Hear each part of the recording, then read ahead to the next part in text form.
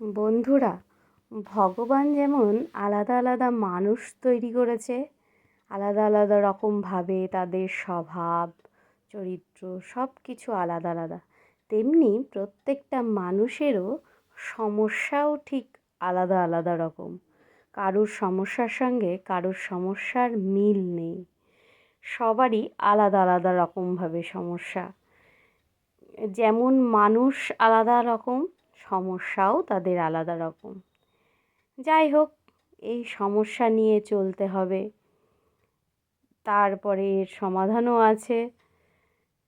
শেষে গিয়ে দেখতে হবে যে জীবনটা কত সুন্দর।